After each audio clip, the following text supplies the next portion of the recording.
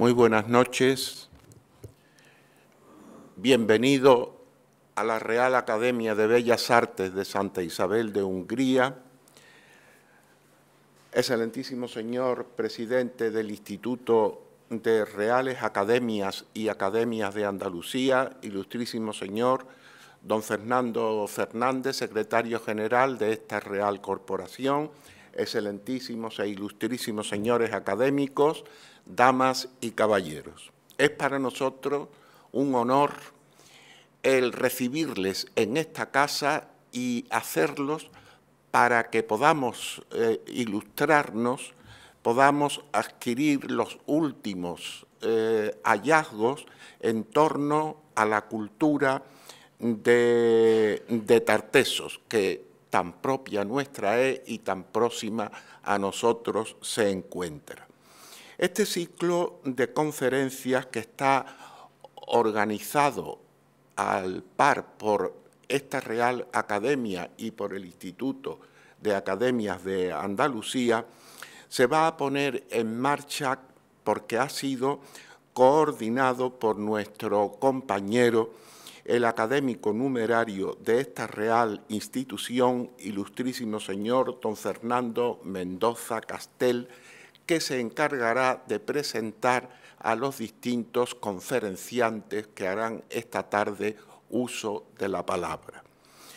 Y lo harán para, como he dicho, aclararnos, ponernos en conocimiento de los últimos hallazgos sobre un título genérico básico que es Tartesos hoy. Según la programación, cada conferenciante va a intervenir durante 30 minutos para exponernos sus estudios sobre este tema. En primer lugar, lo hará nuestro querido compañero, para mí también compañero de facultad, el doctor don Ramón Corzos Sánchez, que hablará sobre Tartesos en Cádiz. Don Fernando, cuando usted guste, puede presentar a nuestro conferenciante. Y en la actualidad es catedrático de Arte Español Antiguo en la Universidad de Sevilla. Perdón. Numerario de las Reales Academias de Bellas Artes de Sevilla y Cádiz, correspondiente de la Real Academia de la Historia y de las Reales Academias de Zaragoza, Córdoba, Écija y Antequera, ha realizado excavaciones arqueológicas en Osuna, Cádiz, La Algaida, en Sanlúcar de Barrameda, Itálica y Sevilla. Ha realizado publicaciones sobre arqueología fenicia, romana y visigoda y sobre geografía histórica de Andalucía. Doña Clara Toscano Pérez es doctora en arqueología por la Universidad de Huelva y miembro del Grupo de Investigación Urbanitas, Arqueología y Patrimonio, lo que le ha permitido participar en numerosos proyectos de investigación nacionales e internacionales. También es miembro del Centro de Investigación en Patrimonio Histórico, Cultural y Natural, ambos de la Universidad de Huelva, donde ejerce como profesora del área de la arqueología. Ha realizado estancias de investigación en Roma,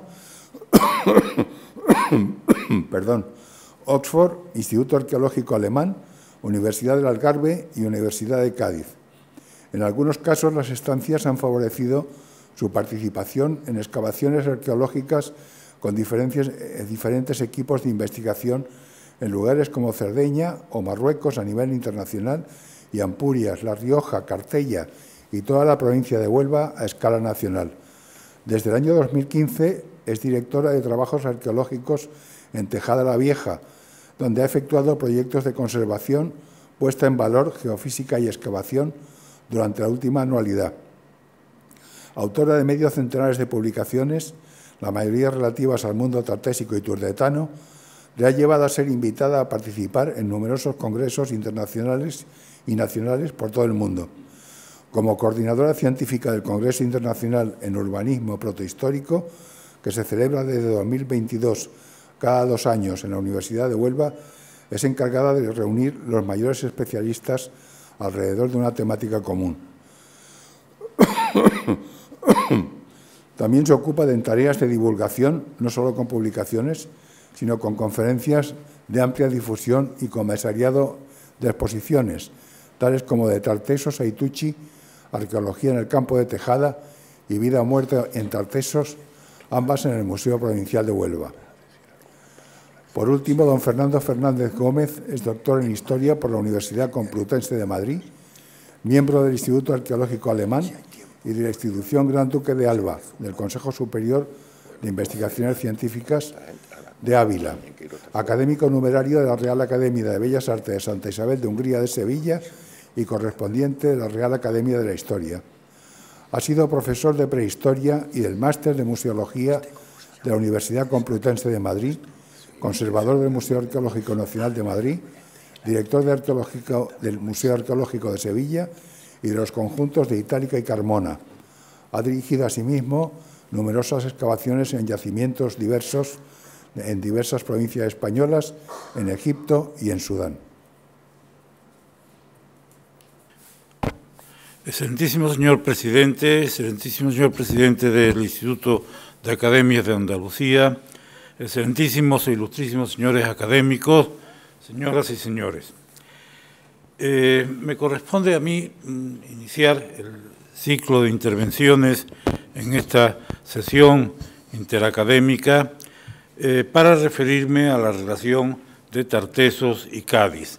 Ahí tienen el esquema de lo que es la sesión que está programada para hoy y también la desiderata de los asuntos que nos sugirió el organizador, inspirador de la sesión, don Fernando Mendoza, para que tratáramos en este día. Tartessos como realidad histórica, la duración de la cultura tartésica, la organización social, la tecnología y los últimos hallazgos. De todo ello, intentaremos desarrollar lo que se refiere a las tres provincias en las que está el núcleo fundamental del mundo tartésico, Cádiz, Huelva y Sevilla, y a mí me corresponde hablar de Cádiz, que es lo que voy a intentar hacer en muy poco espacio y con la mayor concisión que me sea posible.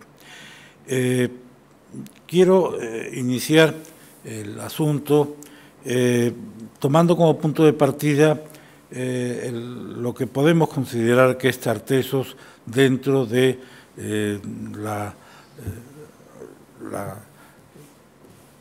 situación histórica, la historia de Andalucía. Y para ello quizás sea bueno recordar esos textos que se deben a Ortega y Gasset, que publicó en el año 27 y luego se recogieron en 1942, en lo que se llamó, lo que él llamó teoría de Andalucía. Y es que se trata de textos en los que se habla de Andalucía sin necesidad de caer en personalismos o caer en los excesos del regionalismo que tenemos en otros lugares. Dice Ortega y Gasset, uno de los datos imprescindibles para entender el alma andaluza es el de su vejez. No se olvide, es por ventura el pueblo más viejo del Mediterráneo, más viejo que griegos y romanos. Indicios que acumulan nos hacen entrever que antes de soplar el viento de los influjos históricos desde Egipto y en general desde el Mediterráneo oriental hacia el occidental, había reinado en él una sazón de ráfagas opuestas. Una corriente de cultura, la más antigua de que se tiene noticia, partió de nuestras costas y reparando sobre el frontal de Libia, salpicó los senos de Oriente. Andalucía, que no ha mostrado nunca pujos ni petulancias de particularismo, que no ha pretendido nunca ser un estado aparte, es de todas las regiones españolas la que posee una cultura más radicalmente suya. Entendemos por cultura lo que es más discreto, su sistema de actitudes ante la vida que luego que tenga sentido, coherencia y eficacia. La vida es primeramente un conjunto de problemas esenciales a que el hombre responde con un conjunto de soluciones, la cultura. Esa idea de Ortega y Gasset, ese modo de referirse a la antigüedad de nuestra tierra, a la antigüedad de Andalucía, como la que tiene la primacía sobre todas las que se desarrollaron en el Mediterráneo occidental, lo amplió y lo trató con especial detalle mi maestro, el profesor Blanco Freixeiro, que fue también miembro de nuestra corporación, en un libro verdaderamente singular, ese del que ofrezco ahí la portada, Nuestra Andalucía, publicado bajo los auspicios de la Compañía Sevillana de Electricidad, algo que ya solo los que tenemos una cierta edad recordamos y reconocemos como esencial para nuestra ciudad. La sevillana, todos sabíamos a qué se refería cuando hablábamos de ella. Ya yo creo que la mayoría de los jóvenes, los del 2000 para acá, ni siquiera se hacen idea de lo que suponía. Pues la sevillana cumplió 75 años en 1970 y publicó un libro en el que el profesor Blanco se encargó de escribir un apartado con el título Andalucía, país de vieja civilización. Y en ese espacio, don Antonio explicaba cuál es la diferencia entre cultura y civilización para justificar así lo que conocemos como civilización en Andalucía. Decía don Antonio que cultura viene del latín colere, que es cultivar, y es lo que cualquier pueblo en función de su propia existencia depende de un medio propio que se cultiva, es decir, que se cuida mediante un orden que determina usos y costumbres propios. Todos los pueblos tienen una cultura, más o menos singular, pues solo dependen pero solo adquieren la civilización de kiwitas cuando alcanzan un sistema urbano de organización y emprenden una vida colectiva, organizada sobre la idea de comunidad política y de sistema de relaciones legales garantizadas. La cultura es la organización de lo que viene dado por la naturaleza. La civilización es la creación de una nueva estructura del medio en que se instituye la vida común de la comunidad.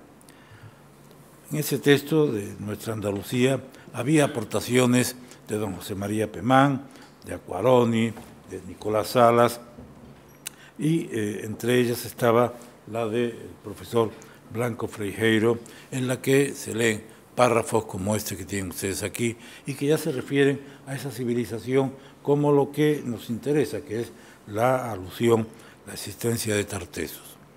¿Desde cuándo se pueden apuntar datos fehacientes de la primera civilización meridional? Desde el momento mismo en que alborea la edad de los metales en los siglos últimos del tercer milenio precristiano. No es tanto como dan a entender los relatos de Estrabón y de Justino, y es desde luego mucho menos de lo que se ha querido leer en el Timio y el Critias de Platón, pero resulta con todo una civilización asombrosamente antigua, sin competidora posible en ninguna otra de las regiones peninsulares. Atendiendo a esos requisitos, el alboreo de la civilización del mediodía español puede rastrearse hasta mediados del tercer milenio precristiano, esto es alrededor del año 2500 a.C., en la última ola de una marea mediterránea que viene de Oriente. Sus portadores se dedican a la prospección y explotación de yacimientos de metales. Ellos traen e imponen la idea urbana como una simple semilla casi silvestre. Seguramente muchas de las ciudades de entonces se hallan sepultadas en el estrato más profundo de ciudades modernas, allí donde la elección de un lugar estratégico para la navegación y el comercio determinó la continuidad de habitación a lo largo de las edades históricas, pero en otros puntos, menos favorecidos por la naturaleza, algo de esas primeras ciudades se ha conservado y es en ellos donde tenemos que buscarlas. Hacia adelante. En consecuencia, parece natural que parte del glorioso pasado de que alardeaban las gentes del mediodía peninsular en tiempo de la dominación romana fueran recuerdos de aquella época ya entonces remota y envuelta en los celajes ideales de la leyenda y del mito. Solo así adquiere en plenitud de valor el texto antes transcrito de Estrabón. Los turdetanos son los más cultos de los iberos. 200 ciudades tenía entonces Andalucía, a decir de Estrabón, todas ellas cabezas de pequeños estados que antes de la dominación romana se habían regido por jefes militares o reyesuelos. Córdoba, Gades, Hispalis, Malaca, Urso, Astapa, Ulia y Lipa. Hasta el año 500, poco más o menos, todos estos estados se habían integrado en el imperio de Tartesos, industrial y mercantil.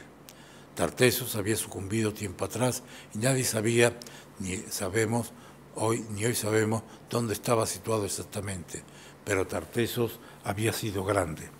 Esa es la afirmación de Blanco para afianzar, para dar la verdadera medida de su importancia a lo que es Tartesos, lo que significa Tartesos como origen de nuestra región.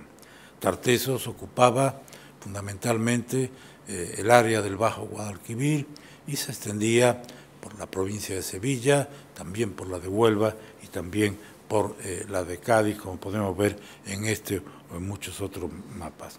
Y todo ello tenía uno de sus puntos fundamentales de referencia y se basa esencialmente en uno de los textos que ha sido más reproducido y en los que se habla con mayor detalle, aunque sea ya en una época tardía, de lo que fue Tartesos.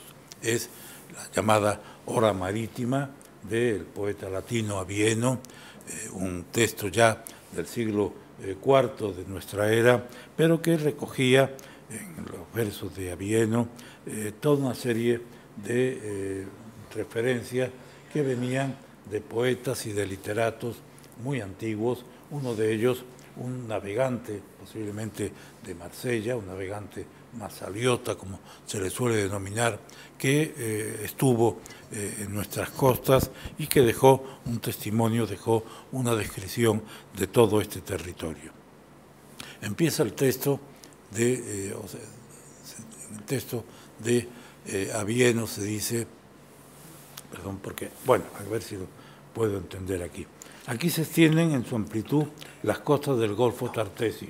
Está hablando cuando ya ha pasado desde la desembocadura del Guadiana, ha dejado atrás la costa y el terreno de Portugal, y dice, aquí está la ciudad de Gadir, pues la lengua púnica llamaba Gadir a un lugar cerrado.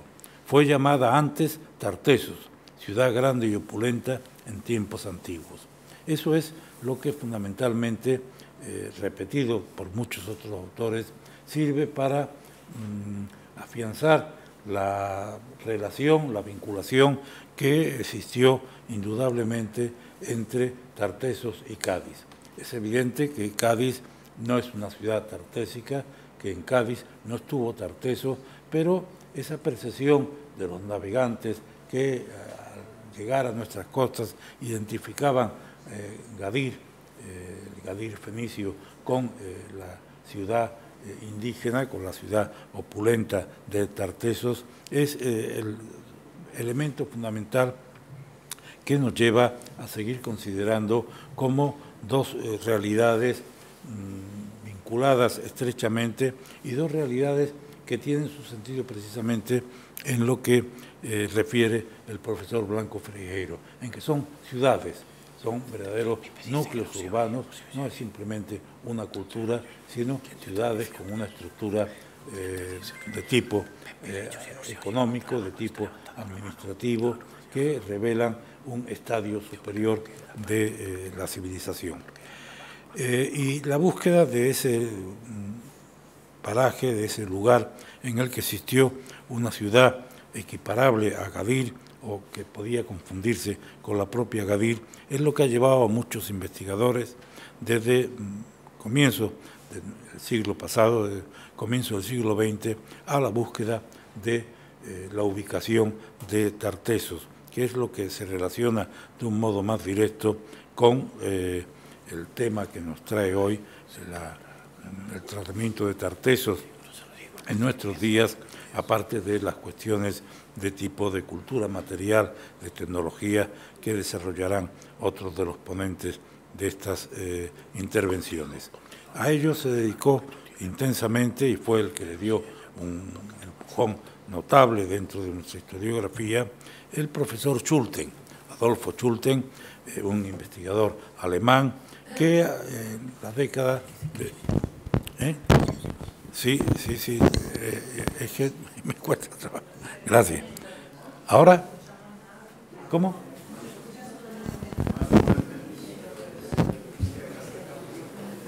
No sé cómo ponerlo. ¿Qué hace la gente? Todo el mundo prudentemente. Ahora, sí. Ahora parece que está esto en... Bueno, después de muy lo que bien. estamos aguantando, bueno, de pues, cualquier cosa, ¿no? Después de lo que estamos aguantando, esto no es nada. Sí. Bueno, pues aquí... Perdón, vamos a aprovechar, con permiso del señor presidente, los señores que están ahí de pie detrás pueden pasar aquí delante de los académicos, no hay ningún problema, y se pueden sentar. Aquí delante tienen sitio. Habrá que apagar aquel. Habrá que apagar aquel para que no se acoplen. ¿Sí? Sí, ahora... ¿Se escucha mejor ahora? Además voy a intentar hablar más alto.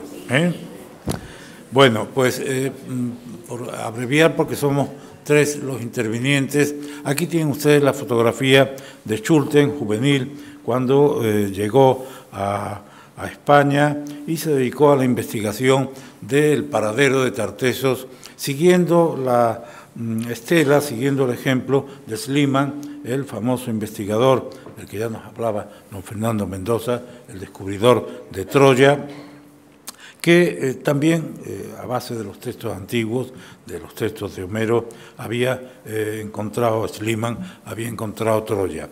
Schulten pensaba en ser el autor de un descubrimiento similar, pero la interpretación del texto davieno que les he mostrado anteriormente le llevó a buscar Tartessos en la desembocadura del Guadalquivir. Y esa es la interpretación que ofrece en ese libro de Tartessos que tienen ustedes en la pantalla, cuya primera edición se hizo en Madrid, en Espasa Calpe, en el año 1924, y que se ilustraba con ese plano de la desembocadura del Guadalquivir, en la que lo que es la zona más clara, alrededor de la corriente del Guadalquivir, es lo que se consideraba, lo que él consideraba el ámbito del Lacus Ligustinus, de la gran laguna litoral, en cuyos márgenes podía haber estado la ciudad de Tartessos.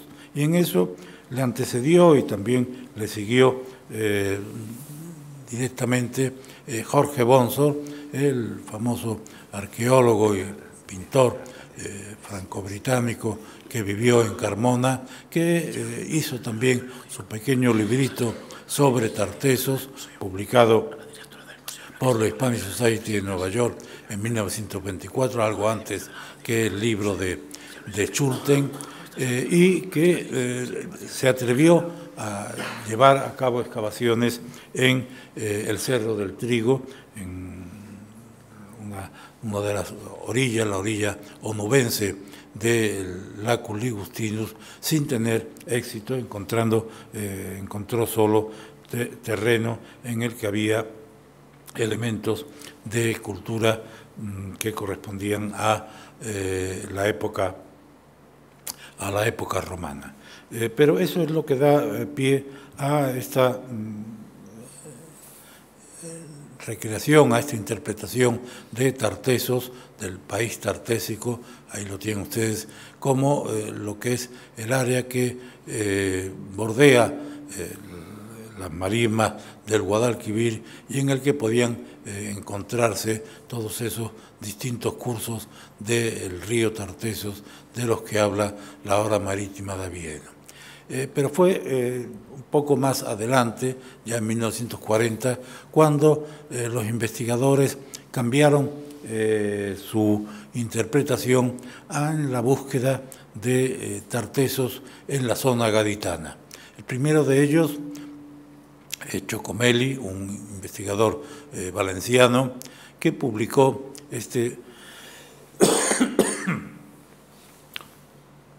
En busca de tartesos en 1940 y que confeccionó este otro plano en el que ya ven ustedes que junto al Lacus Ligustinus se dibuja también un amplio espacio invadido por las aguas, un sinus tartesius, una bahía tartésica, que es la que corresponde a la desembocadura del Guadalete. Esto resultaba ciertamente convincente para los investigadores del área gaditana y también para el propio Schulten, que en 1940 vino a Cádiz, estuvo ya en Cádiz, en Jerez, residió en casa, como vamos a ver ahora, en casa de los Pemán, en casa de don César Pemán, con el que mantuvo una gran relación, y planteó una primera idea de la posible relación del mundo tartésico con el yacimiento de la Torre de Doña Blanca, en el que realizó incluso un sondeo, un corte, como tienen ustedes señalado ahí en esa fotografía aérea. Además, en ese momento, Schulten pronunció conferencias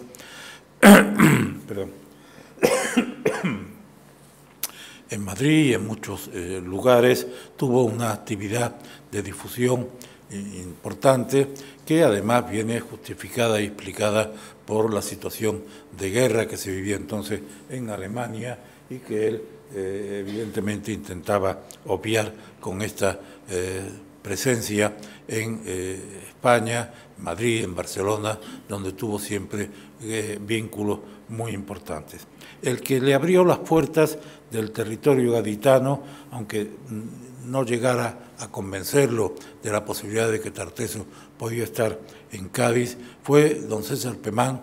Ahí tienen ustedes el autor de un libro, y bueno, y ahí tienen ustedes una fotografía de don César Pemán y de Schulten desembarcando en el islote de Santipetri, en Cádiz. Pemán compuso una interpretación distinta de la que se manejaba tradicionalmente por Bonsor y por Schulten del relato de Avieno. En ese libro, el pasaje tartésico de Avieno, que él no le dio satisfacciones, sino muchos dolores de cabeza a don César, él mismo me lo dijo en alguna ocasión, porque todo el mundo se empeñaba en citarlo como el paisaje tartésico de Avieno. Y ese no era su propósito, era hablar del pasaje, del texto literario. Pero ven ustedes, en la ficha de la Biblioteca Nacional figura como el paisaje tartésico de Avieno. Ni de ahí consiguió que se le comprendiera en lo que era su intención don César. Y don César ya plantea abiertamente, ahí lo tienen ustedes su mapa, plantea abiertamente que el paraje de Tartesos, en el que se combinan los dos, los textos de Avieno con la imagen del territorio, es el que coincide con la bahía de Cádiz. Y para ello aportó también algo que a mí me parece muy oportuno, que son estos dibujos de los antiguos derroteros de la costa gaditana, en los que se recoge la fisonomía de las tierras que se ven por parte de los navegantes al recorrer la costa de Cádiz, y en los que se vislumbran toda una serie de eminencias, de sierras, entre las que destaca sobre todo la sierra del Pinar, el macizo del Pinar de Grazalema, con el pico del Torreón, que él ya proponía la posibilidad de que fuera el Mons Argentarius o el Mons Tartesiorum, es decir, que fuera uno de esos lugares culminantes que fueron descritos por Avieno y en los que estaban las fuentes del río Guadalete. que sería el río Tartessos, el río de raíces argentias. Bueno, pues este es ya el Sinus Tartesius, la bahía tartésica, en la que, como lo interpretó don César Pemán en 1940, con toda esa primera propuesta de colocación de los topónimos que están en la hora marítima de Avieno, en distintos lugares de la costa gaditana, de las islas de Cádiz, de la desembocadura del Guadalete, tal y como podía ser ese ámbito abierto que podría ser también el Lacus Ligustinus. Le siguió en todo y tuvo una relación muy directa con él un investigador sevillano, don Antonio Martín de la Torre, que publicó en el mismo año su propio Tartessos, su propio libro sobre Tartessos, que tiene una relación muy directa con el de don César y en el que, como ven ustedes, también pone su atención fundamental en lo que era la bahía de Cádiz como el lugar en el que se debía de buscar Tartessos. Y todo ello lo hizo contando con la amistad y la relación con don César, y a través de la amistad con don César, la amistad también con Schulten, con Meyer, con Janssen, y toda otra serie de investigadores, no solo arqueólogos, sino geólogos alemanes que se unieron a él para publicar toda una serie de reflexiones, de trabajos en esos años sobre el territorio gaditano y la posible existencia de paralelos entre el territorio de la bahía de Cádiz y lo descrito por Avieno. Don Antonio Martín de la Torre, entre otras cosas, tuvo interés por los antiguos mercados sevillanos. Tiene un librito dedicado a los antiguos mercados sevillanos, y yo creo que lo que él no pudo nunca suponer es que sus libros y sobre todo sus papeles, en los que están separatas de todos estos investigadores, de Schulten, de Janssen, de Meyer, y están también las traducciones de esos textos alemanes que le facilitaba don César Pemán, llegaran finalmente a venderse en el baratillo del Jueves. Todos hemos pensado alguna vez tener la suerte de don Juan de Mata Carriazo de encontrar un bronce tartésico en el mercadillo del Jueves, y yo lo que sí encontré fue todos estos papeles de don Antonio Martín de la Torre, tras cuyo fallecimiento pues los sucesores, los herederos, no los apreciaron suficientemente y, como les digo, se vendieron en el mercado del Jueves. Ahí están los artículos que le mandaban los investigadores alemanes y las traducciones que le hacía de esos artículos su amigo don César Pemán. Todos en la idea de que Tartessos estaba en la bahía de Cádiz. Y el que redondeó finalmente todo esto desde un punto de vista científico, mucho más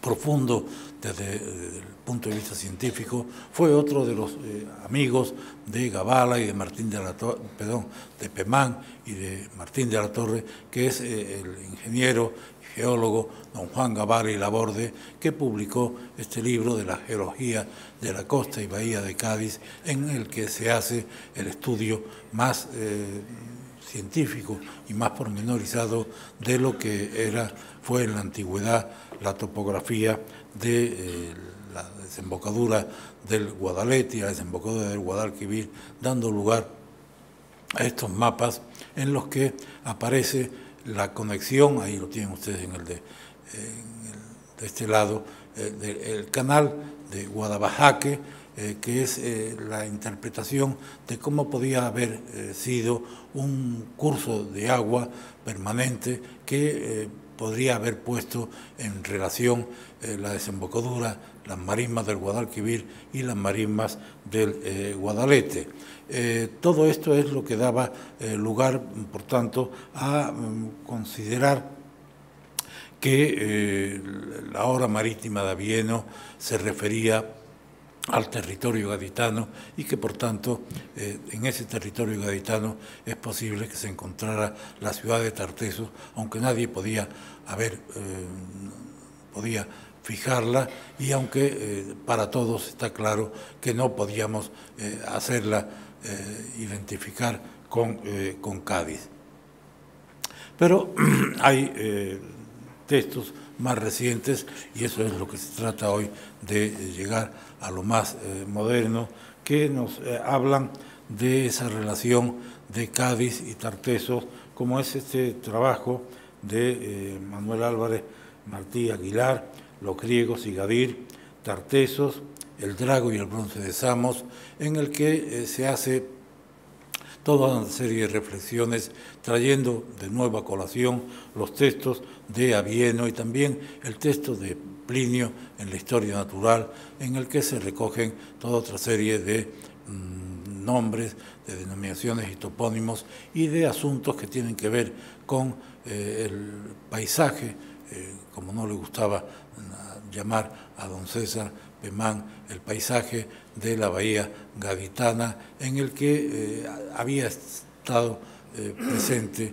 la antigua ciudad, la mítica ciudad y la civilización tartesia. Ahí lo tienen ustedes en el texto de Plinio, de la Historia Natural, en el que se habla de Tartessos, en el que, tal y como ven ustedes, ya también Plinio lo identificaba Tartessos, decía Cotinusa en su lengua, que los nuestros la llaman Tartessos, es decir, que esa idea seguía manteniéndose viva hasta en época imperial romana y en la que se sitúa y se trata en los textos latinos y en los textos griegos ya de nuestra era, siglo I y el siglo II de la era, el famoso episodio que tuvo lugar en el paraje tartésico en el que Hércules luchó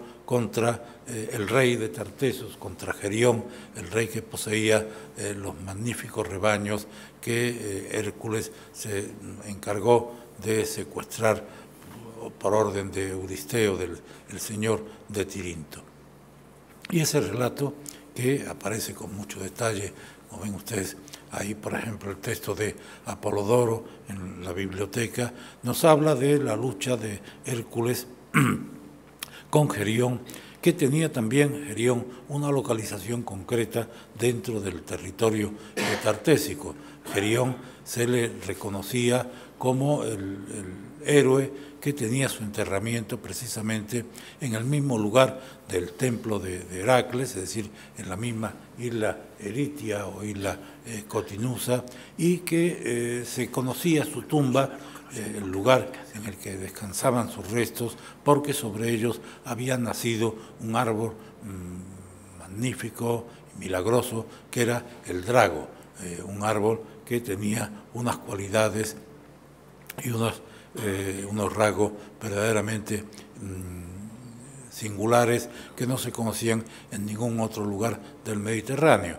Ese drago de Cádiz tiene una fisonomía inconfundible y la novedad que yo di a conocer hace unos años y que refleja también el texto del artículo que hemos visto antes, es el hallazgo en 1984 de una pieza de plata, un pectoral de caballo, de los arreos de una caballería en el santuario de Gera en Samos, en el que se representa la lucha de Hércules contra Gerión, el rey de Tartessos, personaje que tenía el cuerpo triple y al que dio muerte Hércules junto con Euritión, el pastor que yace, como ven ustedes, tendido en el suelo con una flecha clavada en la cabeza, y el perro que cuidaba su ganado, el perro Ortos, un perro bicéfalo, hermano de Cancerbero, del perro que protegía la entrada del infierno. Lo singular es que sobre Euritión aparece, y también al otro lado, a la espalda de Hércules, aparecen dibujados unos árboles que los investigadores alemanes que publicaron el pectoral lo consideraban como una flora singular, como una flora fantástica que se le ocurrió al artista representar. Sin embargo, nosotros podemos comprender claramente ante la imagen del árbol que está detrás de Euritión que lo que se representa ahí es el drago, y ahí tienen ustedes un drago al que ya solo pueden ver en esta imagen, uno de los dragos que trajo a Sevilla el profesor Morales Padrón, que, bueno, se han perdido ya totalmente los 6 dragos que trajo el canario profesor Morales Padrón, 2 de los cuales los sembró en la Escuela de Estudios Hispanoamericanos de la calle Alfonso XII, que los robaron a los pocos días. Otros 2 se han perdido, que estuvieron en el Colegio Mayor Hernando Colón, y otros 2, este y otro más, estuvieron delante de la puerta de nuestra universidad, en la calle San Fernando, y terminaron por caerse, y yo se lo dije muchas veces a los jardineros: no rieguen ustedes estos árboles, que estos árboles no son de agua. Bueno, pues los regaron insistentemente hasta que consiguieron pudrir las raíces y que los 2 árboles cayeran. Los dragos tienen unas raíces muy finas que no se agarran en absoluto y que en cuanto se terminaron por hacer caer el drago. Pero ahí ven ustedes ese fuste ondulado del tronco del drago juvenil. El drago no empieza a ramificarse hasta por lo menos los 7 o los 14 años, tal y como lo tienen ustedes en la imagen de la placa de Samos detrás del pastor de Gerión, de Euritión.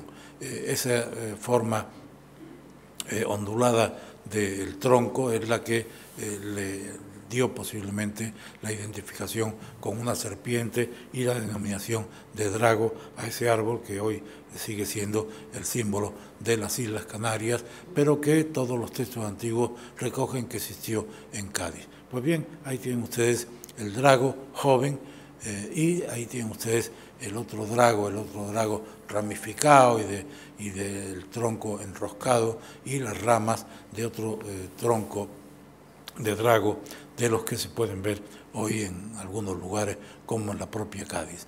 Dicen los textos de Apolodoro, también afirman que vieron allí unos árboles como los de ningún otro lugar de la tierra, y que los llaman gerioneos, así como que hay 2 que crecen sobre el túmulo que se alza sobre geriones, siendo otra variante en especie del pino y del pino marítimo, y que destilan sangre. Efectivamente, la sangre de drago es la savia que destila de su tronco y que tiene ese color rojizo frente a lo que es habitual en la savia blanca de todos los árboles, y que es lo que identifica al drago. La savia del drago, la sangre de dragón, como se le llama en la farmacopea, tiene toda una serie de virtudes medicinales que han sido conocidas y siguen siendo apreciadas hasta nuestros días. Pero de todo ello lo importante es constatar cómo el drago, que se sitúa precisamente sobre la tumba de Gerión, existió realmente y fue conocido por artistas griegos del siglo VI antes de la era, esos que dibujaron la chapa del pectoral de plata de Samos. Por tanto, no son solo los textos que hemos visto anteriormente, como el del navegante de Marsella, que fue recogido luego por Avieno, sino que son también otros navegantes los que vieron y conocieron el territorio gaditano hasta encontrar en él esos árboles singulares, esos dragos, y reflejarlos en su arte, algo que evidentemente equipara de un modo mucho más directo el territorio gaditano con el territorio tartésico. Ahí tienen ustedes la situación actual de toda una serie de yacimientos nuevos que se conocen, se han ido localizando en el ámbito de la bahía de Cádiz y de la desembocadura del Guadalete. Arriba está el castillo de Doña Blanca, y aquí un poco más al sur está el yacimiento del Berrueco o el yacimiento de Chiclana. En Chiclana se han encontrado restos de una ciudad, de un poblado por lo menos, de características similares a las de los fenicios, con este tipo de amurallamiento verdaderamente insólito, un tipo de muralla muy de carácter oriental, aunque similar en algunos rasgos a la muralla de Tejada la Vieja, de muros compartimentados con espacios vacíos, espacios rellenos de material más fino en la parte interior, lo que llaman, ya eso sí es un poco de exageración, lo que llaman en Chiclana Nueva Gadeira, no se trata de una nueva Cádiz, pero sí al menos es de un yacimiento fenicio. Este es el yacimiento del Berrueco, inmediato a ese territorio de Chiclana, bien visible desde la propia Cádiz, y que tiene esa singularidad también de asomarse a la bahía de Cádiz, y que sobre ella, ahí la tienen ustedes desde Medina Sidonia, como se ve el cerro, que ya está destruido prácticamente por una cantera, pero que domina todo lo que es la bahía de Cádiz, y está sobre todo, para concluir, el yacimiento de la Torre de Doña Blanca. La Torre de Doña Blanca, que desde los años 80 se está excavando, aparte del corte que hizo Schulten, del que ya les he hablado antes, y que ofrece toda una serie de características que pueden interpretarse como las de un poblado fenicio, sufragáneo, sucedáneo, de algún modo del poblado inmediato al otro lado de la bahía de la propia Gadir.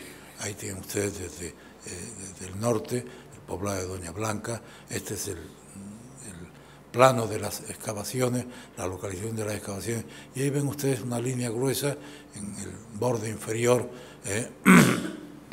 que se identifica en el plano de los excavadores como la antigua línea costera, es decir, el Guadalete bordeaba, y efectivamente hay una zona, como ven ustedes ahí también, una zona de puerto, un embarcadero que se introduce justamente en la parte oriental del poblado de Doña Blanca. Pues bien, al sur de la Torre de Doña Blanca se ha conseguido localizar mediante teledetección la existencia de una ciudad que tiene casas de tipo ortogonal, como ven ustedes ahí, perfectamente organizadas, y que tiene una muralla también muy potente, con torreones, que se encuentra, como les digo, al sur de la Torre de Doña Blanca, en lo que hoy día es el terreno inundado, terreno ciego en el que no se ven ningunos restos. Ya allí en ese sitio, en los años 40, el cura loco que tienen ustedes ahí, Ventura Fernández, que es un santanderino que residió en Jerez de la Frontera, decía que Doña Blanca era el lugar en el que debía estar el asiento de Tartessos. Y no sé si podría o no considerarse un acierto, al menos algo que hay que revisar. Ahí tienen ustedes en la parte superior la Torre de Doña Blanca, el yacimiento de la Torre de Doña Blanca, el cauce del Guadalete, el cauce primitivo del Guadalete, y al sur de ese cauce primitivo del Guadalete, el sitio de la Martela, en el que está todo ese poblado, que solo es perceptible en la teledetección porque está cubierto por una capa enorme de aluvión. Si esto lo hubiera conocido el cura loco, o lo hubiera conocido Schulten, o lo hubiera conocido Pemán, creo que muchos de ellos hubieran pensado que esto sí podía ser Tartessos, esto sí es una ciudad que se queda, me voy. Esto sí es un lugar que podía equipararse con la antigua ubicación de Tartessos en la bahía de un posible Lacus Ligusti. Y hasta aquí llegamos, que hay mucha gente que quiere hablar. Bueno, buenas tardes a todos. Hacemos prueba de sonido antes, ¿no? ¿Se oye bien? Yo suelo tener bastante torrente. Bueno, para no irme mucho del tiempo, coloco el cronómetro, no se preocupen, y me ciño un poco al guión. Antes de nada, muchas gracias, excelentísimo presidente de la Real Academia de Bellas Artes, excelentísimo presidente del Instituto de Academias de Andalucía, y, por supuesto, a todos los presentes. Y a Fernando especialmente por esa invitación y esa apuesta por esta conferencia. El objetivo de mi exposición en el día de hoy Inicialmente me propuse que fuera sobre la provincia, pero bueno, para ceñirnos al tiempo que teníamos decidí focalizarla en la ciudad de Huelva. No se asusten ante lo que voy a decir, en la capital de Tarteso. No se asusten entendiendo capital por la ciudad de mayor relevancia, y ahora explicaré el porqué, ¿no? La ciudad de mayor relevancia, al menos en el momento inicial del mundo tartésico. Y mi exposición, pues, obviamente se dedica a justificar este atrevimiento. Tenemos que empezar por el origen propio de la ciudad de Huelva, que está íntimamente, estrechamente ligado con su puerto. No se entiende la ciudad sin su puerto, el puerto sin la ciudad, que es fruto, por supuesto, de la ubicación estratégica. Sus principales características, quienes no lo conozcan, y las singularidades geomorfológicas son, por una parte, la ría y, por otra parte, los cabezos. Estas lomas amesetadas de unos 50 metros de altura, cuyas vaguadas han ejercido históricamente como ejes de drenaje. La evolución que ven en pantalla de estos esteros ha conformado una especie de espigones en la zona baja, de manera que algunos de ellos incluso podían, llegaba la línea mareal, llegaba hasta la falda de algunos de esos cabezos, que hoy, por supuesto, están totalmente continentalizados. Estas características, su posición geográfica en la confluencia de los ríos Tinto y Odiel, protegida del Atlántico por un conjunto de pequeñas islas y una amplia zona de marisma que funcionaba como barrera de los temporales y de las inclemencias meteorológicas del mar, hicieron un lugar ideal para el establecimiento de un puerto. Tal es así que la ciudad de Huelva, como bien saben, se convirtió en época protohistórica en uno de los puntos comerciales más relevantes del Mediterráneo, sobre todo a partir del siglo VIII, como consecuencia del intercambio de metales, principalmente plata, procedente de la faja pirítica ibérica. Pese a lo que se pudiera pensar, las primeras evidencias de la ciudad no están en su puerto, pese a todas las bonanzas que acabamos de decir, sino que están al norte de la ciudad, en lo que se conoce como el yacimiento de la Orden Seminario. Se trata de un asentamiento de carácter permanente o estacional que va desde el cuarto milenio antes de Cristo hasta época contemporánea, sin solución de continuidad. La fase protohistórica, que es la que nos interesa en esta conferencia, abarca cronológicamente desde final del segundo milenio hasta aproximadamente el siglo III, y se trataría del ruedo agrícola de la ciudad de Ónova. Esta etapa cuenta con estructuras correspondientes a fondos de cabaña, silos, basureros, hogares, hornos, y lo más curioso, que es lo que tienen en pantalla, son zanjas y fosas de cultivo. Estos se tratarían los primeros indicios de arboricultura que se han constatado alrededor del siglo IX a.C., que, por cierto, ha salido una publicación muy reciente de Fernando González de Canales a este respecto, que lo ubica un poco más atrás en el tiempo, en el siglo X, y evoluciona hacia una explotación agrícola de gran envergadura. Sería el cultivo de la vid, el cultivo de la uva. Pero bueno, no solo contamos con estas evidencias en el hinterland, sino que nos trasladamos al puerto, y para ello tenemos que irnos al primer gran hallazgo, que ocurrió en 1923, de casi 400 objetos de bronce, 300 casi completos, cuando se estaba haciendo una draga cerca del muelle de Tarsis. De este depósito se obtuvieron fechas de carbono 14, que son muy coherentes entre sí, de la madera que había en los astiles de algunas de las lanzas, lo que parece sugerir que el depósito debió formarse en un espacio relativamente corto de tiempo, entre la segunda mitad del siglo XI y fines del siglo X.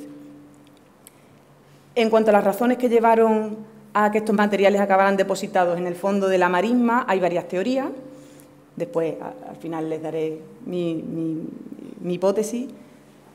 De un lado, la que indica que se trata de la carga de un barco naufragado que transportaba material para su refundición, la que indica que estamos ante un depósito progresivo de pequeños dones votivos a lo largo del tiempo, la que ve un depósito progresivo como parte de un ajuar funerario de las élites de la zona, o bien el hundimiento de un barco cargado o de chatarra para el intercambio o para un depósito ritual masivo.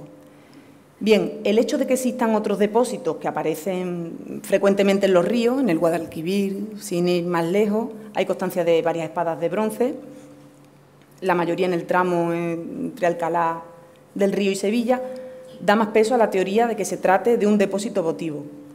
La opción del pecio para la fundición de chatarra no la vemos viable, porque en ese caso normalmente los materiales serían mucho más heterogéneos y una procedencia y una tipología diversa. En el caso de la ría de Huelva no coincide, los materiales son muy homogéneos en cuanto a la tipología, son todos objetos relacionados con la panoplia guerrera. Esto podría ser indicativo de una selección realizada ex professo para formar parte de una actividad ritual, ya sea funeraria o votiva. Nosotros, bueno, yo en este caso apuesto por el depósito votivo que sería realizado durante el siglo X, ya sea de manera puntual o a lo largo de esta centuria. También procedentes de la ría, bueno, al menos 3 de los 4 elementos que ven en pantalla, pese a que es el mismo brazo, pero son 3 perspectivas diferentes.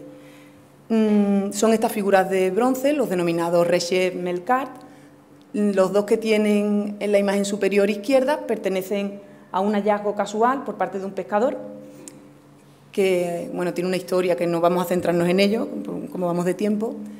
El de la derecha se llama relief eBay, no sé si conocen la plataforma de compraventa en Internet eBay, bueno, pues es que se encontró, se localizó cuando intentaban venderlo en eBay, pero se ha podido rastrear su localización y procedería de una excavación en la calle Rascón, en el centro de Huelva, muy cerquita de Plaza de las Monjas y de Méndez Núñez. Quédense con Méndez Núñez porque lo vamos a ver en profundidad a continuación. Y la figura del brazo que tienen abajo, pues es una figura bastante grande, formaría parte de una divinidad, como ven en las imágenes superiores, de 1,50 m de altura, es decir, sería... tienen las imágenes que ven arriba, perdonen porque no les he puesto escala, pero tendrán unos 25 o 30 centímetros de altura y en el caso del brazo sería de 1,5 m. En cuanto a las evidencias en la zona portuaria, pues bueno, yo siempre suelo llorarles un poco porque para que comprendan las dificultades a las que tenemos que enfrentarnos en la mayoría de ciudades históricas superpuestas, pero en el caso de Huelva contamos con algunos problemas más. El primero de ellos es que realmente el yacimiento de Huelva, entendiéndolo como yacimiento único, hace que tengamos que abordarlo, que tengamos que estudiarlo a través de pequeñas ventanas inconexas al pasado. Por muchas razones. En primer lugar, los solares de los que tenemos información han sido casi siempre excavados por diferentes profesionales, en diferentes momentos, con metodología diversa, con documentación generada sin unificar y con criterios de la Administración competente de muy difícil comprensión, por no decir ninguna, en muchas ocasiones. En el caso de Huelva, además, tenemos que sumarle que el tipo de intervenciones arqueológicas son en la mayor parte de ocasiones de urgencia. ¿Qué ocurre? Que esto condiciona el conocimiento arqueológico a las necesidades de los promotores. Y por otro lado, y como pueden ver en pantalla, la imagen de la derecha soy yo excavando con una esponja, porque el freático en Huelva está muy cerca de la superficie, en la zona baja lo tenemos muy cerquita de la superficie y nos impide en la mayoría de ocasiones el rebaje más allá del mismo. Hay algunos casos en los que podemos trabajar con bombas de agua, pero hay otras en las que nos lo impide precisamente ese freático. Y además perdemos la información de los niveles más antiguos, claro está. Cuanto más profundos, pues más susceptibles de pérdida. Pese a ello, pese a todos estos inconvenientes, contamos con las evidencias más antiguas de la ciudad portuaria, son las relativas al vaciado de un solar en el que se excavó un santuario, que vamos a ver a continuación, pero empezamos por el final, empezamos por el vaciado. Una vez que se excavó el santuario, que ya les digo, veremos ahora, se procedió al vaciado de ese solar y se trasladó la tierra resultante, se trasladó a una zona de marisma y una serie de arqueólogos y de colaboradores que estuvieron en las campañas de excavación, Fernando González de Canales y compañía, se dedicaron pacientemente a ir recopilando uno a uno 80.000 fragmentos cerámicos de la tierra de la marisma. Claro, hemos perdido información estratigráfica muy relevante, pero aún así contamos con las cerámicas del bronce 3B y la cerámica fenicia Y más antigua del sur de la península ibérica. Y el solar que se vació fue el que tienen en pantalla. Se trata de un santuario con varias fases, no vamos a entrar en cada una de ellas, pero sí que fueron publicados parcialmente, esta excavación fue publicada parcialmente, y de las más de 400 cajas de los materiales que fueron recuperados, no en el vaciado, esos los dejamos aparte, esos 80.000 fragmentos los dejamos aparte.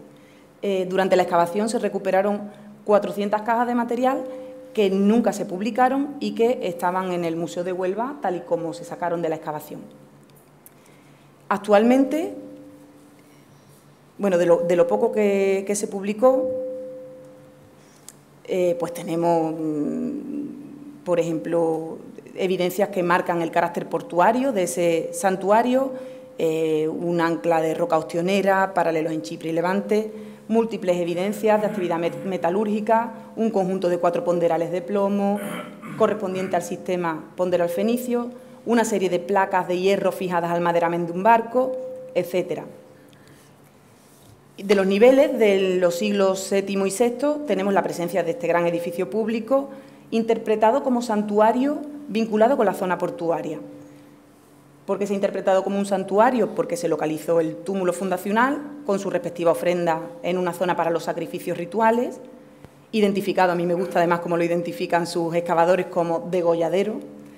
Esta tiene además paralelos en el yacimiento de Casas del Turuñuelo, es una bañera, no sé si tienen en mente, disculpen que no lo haya puesto aquí, pero las imágenes son muy malas las de la excavación.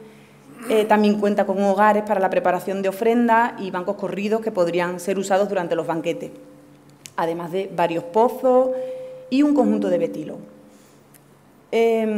Relacionados con estos betilos, en la publicación interpretan un conjunto de cuñas de pizarra para apoyarlos verticalmente, pero debo decir que estos betilos nunca los vimos, nunca se vieron, y cuando se pedían en el museo para estudiarlos no aparecían, decían que nunca había entrado en el museo. Esto se lo pongo en antecedente para lo que van a poder ver después. Según los arqueólogos responsables de la intervención, en el siglo VI hubo un evento natural repentino, un maremoto o terremoto, a comienzos del VI que destruyó el edificio, aunque no dejó de funcionar, según ellos, como espacio religioso. Se reconstruyó y continuó con una serie de cambios, como ven, arriba tendrían la fase fundacional y los cambios serían los que ven en pantalla, ¿no? Una serie de cambios, una entrada en zigzag, la compartimentación del Sancta Sanctorum, etc. De esta fase, de esta última fase, destaca una acumulación de escorias de sílice libre. Esta escoria de sílice libre es la que está relacionada con la copelación de la plata, es decir, para la obtención de plata, es la escoria que nos queda como testigo, junto a bloques de galena, de plomo. Esto se lo remarco porque, bueno, ahora estamos reinterpretando esta evolución del edificio. Bueno, no tenemos todas con que realmente siga funcionando como un santuario una vez que se destruye. ¿Por qué les digo esto? Actualmente nos encontramos revisando esas 400 cajas de material, sobre todo un doctorando que está haciendo su tesis sobre este tema, está haciendo un trabajo enorme y gracias a esta revisión estamos pudiendo poner en pie la excavación y lo que les voy a enseñar a continuación es un hallazgo, es una excavación dentro del museo, se puede llamar así, cuando te enfrentas a abrir esas cajas desde cero, es una excavación en sí misma, ¿no? Pero dentro del museo. Y en esta búsqueda masiva, pues hemos encontrado los betilos. Pero es tan reciente que me da un poco de vergüenza, pero no me ha dado tiempo a limpiar las imágenes, solo pude limpiar la de la izquierda. Hemos encontrado los betilos, pero claro, nos quedaba ubicarlos de manera en el plano horizontal y el vertical. Los betilos, además, ya hemos podido avanzar algo, por ejemplo, el que tienen en la izquierda es una roca, es de gabbro, que es una roca plutónica, de muy alta densidad, pesa muchísimo, y lo más cerca que tenemos depósitos de este mineral es en la zona de Agua Blanca, en Badajoz, a unos 140 kilómetros de Huelva. Esa es la zona más cercana. Bueno, y después los otros, uno es de grauvaca con un pocillo central y el tercero de arenisca, pero con unas cazoletas muy curiosas. Bien, pues teníamos ya los objetos, pero nos quedaba ubicarlos en el espacio, ¿no? En el santuario, dónde estaban, en qué estancia físicamente y a qué profundidad, que es lo que nos daría la información al final cronológica y funcional. Aunque, bueno, funcional, hay betilos que hablan por sí solos, pero bueno, por ser correctos con el método. Pues revisando las imágenes, las pocas imágenes que tenemos de la excavación, vimos una que era un tanto sugerente, a ver si funciona. No ven ustedes, pero con esto sí lo van a ver. Puntero, aquí, mire, ven esta piedra de aquí, en pantalla se ve un poquito mejor, pero esta sería la oscura, la más oscura que les he presentado. ¿Ven? Y aquí coincidiría con las otras dos que se muestran. Aquí nos faltaban las cuñas de las que hablaban en la publicación, pero extrayendo la información de una carpeta que era un poco mare magnum que tenían en el museo, que hablaba sobre el traslado de estos restos, porque, perdonen, no se lo he dicho, el santuario se desmontó piedra a piedra o bloque a bloque para intentar reconstruirlo en las dependencias del museo. Esto no se pudo hacer al final, fue una labor imposible de realizar. Entonces había una carpeta relacionada con ese traslado. Nos dio por revisarla, por buscar la máxima información posible y ahí, en esa carpeta, encontramos, aquí se ve muy mal estas cuñas, pero en la siguiente imagen se ve un poco mejor. ¿Ven aquí? Estas imágenes, estas piedras que están ahí dispuestas verticalmente, pues esas serían las cuñas donde se localizarían los betilos. Los hemos podido ubicar en el plano horizontal y en el plano vertical, que no es poco. Bueno, volviendo al santuario, defendemos su vinculación con un santuario con fuerte vocación cosmopolita, hospitalaria.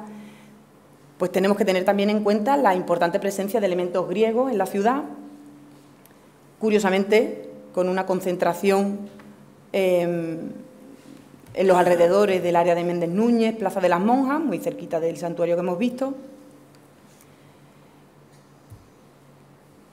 Perdón. En Huelva, además de localizarse la muestra, como les decía, más antigua de cerámica griega importada, también se cuenta con, aquí ven en pantalla, esto es una muestra muy pequeñita, pero de un conjunto de cerámica cuyas pastas los investigadores no eran capaces de localizar con ningún taller de Grecia, son formas griegas, hechas a la griega, pero los investigadores no conseguían dar con el taller del que procedía, porque proceden de Huelva, porque es cerámica griega hecha en Huelva. Esto viene a avalar la posibilidad de que en la ciudad existiera un asentamiento de griego, un asentamiento, si no permanente, durante mucho tiempo al cabo del año. No es descabellado pensarlo, hay sitios como en Náucratis donde pasaban mucho tiempo, llevaban la técnica consigo y se nutrían de sus propios, se abastecían en las inmediaciones. En las cercanías también del santuario contamos con estructuras relacionadas con la actividad comercial del puerto. El santuario en este momento no es solo el lugar en el que se llevaban a cabo, un lugar como un templo, ¿no?, donde se llevaban a cabo actividades religiosas y cultuales, sino era donde se garantizaba el intercambio comercial. Muy cerquita, por tanto, contamos con la presencia de un edificio almacén, este de aquí, que ven, de la calle Puerto, donde, entre otros, pues tenemos un fragmento del taller de Ergótimos y pintada por Clitia, del siglo VI a.C., una pieza muy relevante para la época, pero es que no es la única que se trate, no es el único Clitias que tenemos en Huelva, ya van al menos por 5.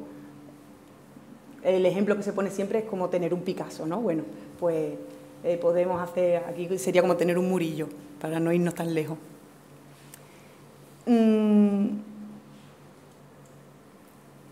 Claro, esta abundante presencia de cerámica griega, la presencia de la cerámica griega, pero hecha en el territorio también, así como algunos grafitos, como el que tienen aquí en pantalla, un grafito sobre una copa jonia que podría leerse como soy de Heracles, hacen pensar que es posible que el santuario tuviera una vocación a Melcar.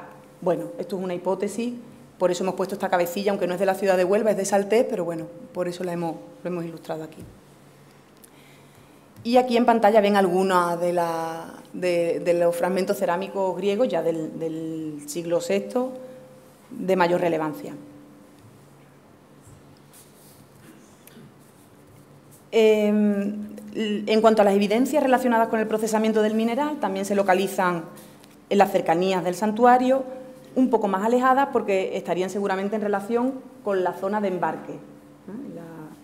El mineral no se trabaja en los distritos mineros al 100%, sino que se terminan de procesar en la zona donde vaya a embarcar, por muchas razones, pero fundamentalmente para evitar robo y algún tipo de pillería, ¿no?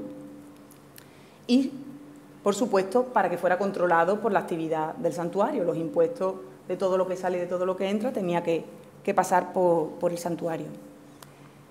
Tenemos evidencias innumerables de diferentes hornos a lo largo de las calles Puerto, que sigue llamándose en la actualidad calle Puerto, curiosamente, calle Botica, etcétera. ¿Y qué tenemos en la zona alta? Porque hemos visto la zona baja, que está todo relacionado con la actividad portuaria. En la zona alta, aquí tienen a mi maestro, a Juan Campos, en el muro, el conocido como muro fenicio del Cabezo de San Pedro, pues tenemos fundamentalmente varias cosas. De una parte, este muro que ven en pantalla, que sería un muro de contención de los cabezos, en Huelva es un problema, los procesos erosivos sedimentarios hacen que haya derrumbes de los cabezos y provocando numerosos daños, ¿no? Hasta en los años 50 hubo bastantes muertos por un desprendimiento de cabezos, con lo cual es algo que preocupa en la ciudad, sigue preocupando en la actualidad. Y, por supuesto, en la zona alta tenemos también la necrópolis de la Joya, la famosa necrópolis de la Joya. La necrópolis de la Joya, que fue excavada por Juan Pedro Garrido y Elena María Horta en los años finales de los 60, principios de los 70, donde se encontraron hasta 19 tumbas. No podemos entrar a profundizar en cada una de ellas, pero sí que vamos a hacernos una idea general de cómo sería ese ritual funerario a través de la cultura material que tenemos, a través de los artefactos, pese a que no tengamos fuentes escritas que nos ilustren al respecto, pero sí que hay veces que los objetos hablan, o por lo menos susurran. Pues vamos a ver qué nos susurran en este caso.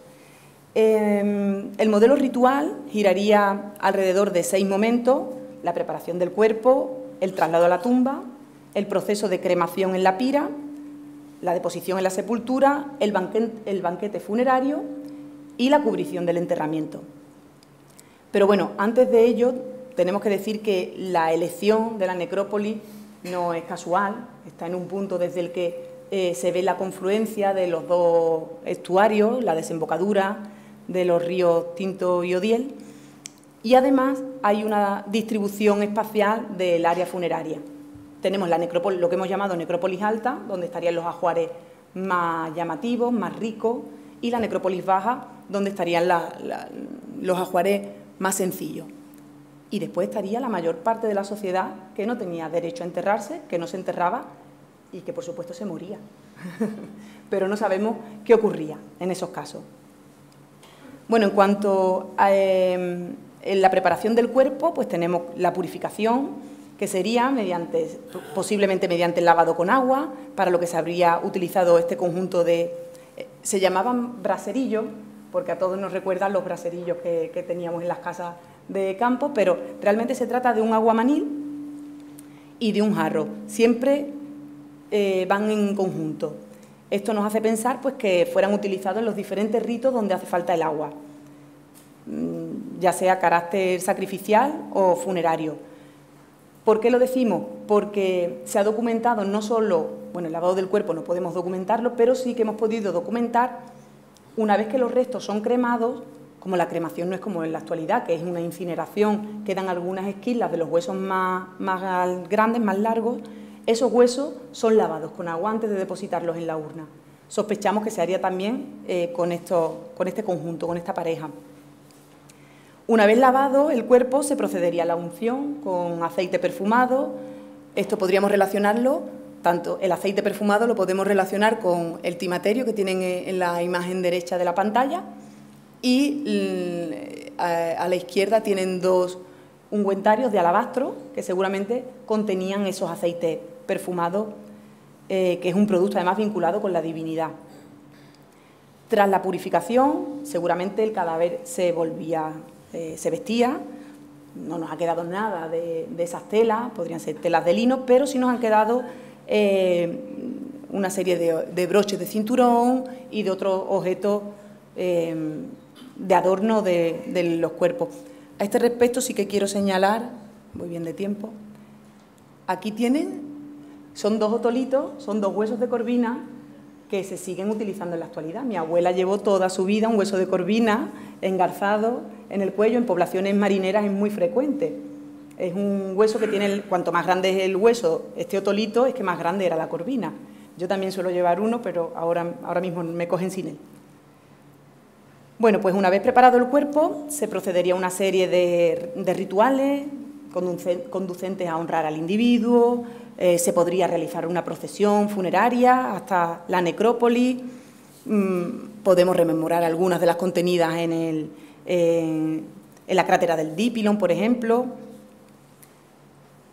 Y aquí tienen en pantalla una recreación de algunos elementos de un carro funerario, bueno, no es un carro funerario, pero ha sido un carro encontrado en la necrópolis, en una de las tumbas principales, que se conocen como tumbas principescas, y es principescas no porque albergaran a príncipes, a miembros de la realeza, sino porque albergaban a los príncipes, ¿no? Que es a las personas más relevantes de la sociedad, las principales de la sociedad. Cuando el cuerpo llegaba a la necrópolis se procedía a preparar la fosa que tenía que albergar o bien la cremación o bien la inhumación. Esto es muy curioso porque la necrópolis de La Joya contiene los dos rituales, tanto de manera separada, hay tumbas que son de cremación, otras que son de inhumación, pero hay tumbas que son compuestas, que tienen el doble rito. Dentro de la misma tumba hay varios difuntos y algunos utilizan el rito de la cremación y otros el de la inhumación.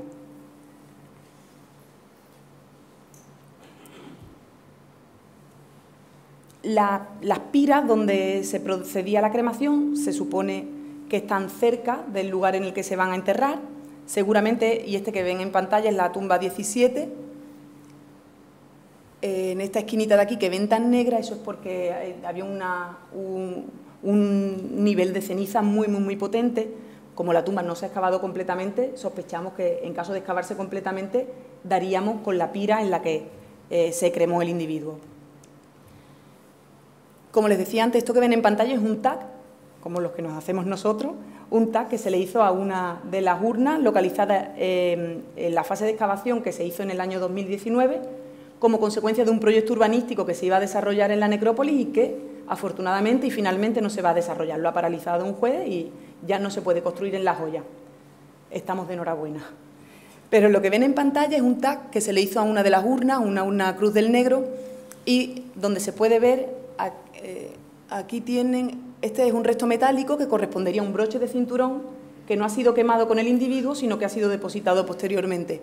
Pero colocan los huesos, además, con un orden que no es casual, no es aleatorio. Son separados los restos óseos de la ceniza y depositados posteriormente en el contenedor funerario. Voy a ir rápido. También sospechamos de la existencia de banquetes porque hay diferentes tumbas en las que se localizan numerosos restos óseos, platos, cuchillos de hierro, de hoja curva, etc. Y bueno, también hemos encontrado algunos elementos como betilo. Pero todo cambia en el siglo VI. En el siglo VI, en la ciudad de Huelva, tenemos un momento clave. No desaparece la ciudad, claro que no, pero sí que se reestructura y sí que desaparecen algunos elementos clave como las necrópolis. Ya no tenemos más enterramientos en la ciudad de Huelva hasta época romana. Hay una hipótesis que tomó cuerpo en los últimos años que hablaba de la posibilidad de un tsunami. Nosotros vamos a ver por qué creemos que no es un tsunami, aunque sí que se produjo un evento de relativa importancia. Primero porque, además de afectar a la zona baja, me he saltado, estos son los solares en los que tenemos evidencias de algún hiato o momento de crisis en ese siglo VI. Pero es que también lo tenemos en la zona alta, también lo tenemos en el Cabezo de San Pedro y también lo tenemos en la necrópolis. Directamente no pudo estar relacionada, no hubo una ola de 60 metros de altura. Pero es que además, en la última excavación que llevamos a cabo, y voy terminando, en el solar de Hacienda hemos encontrado los restos de unos almacenes portuarios en la zona baja de la ciudad y hemos encontrado un paquete sedimentario de 2 metros de potencia encima de los restos del siglo VI. Ya el sitio no se vuelve a ocupar hasta época moderna.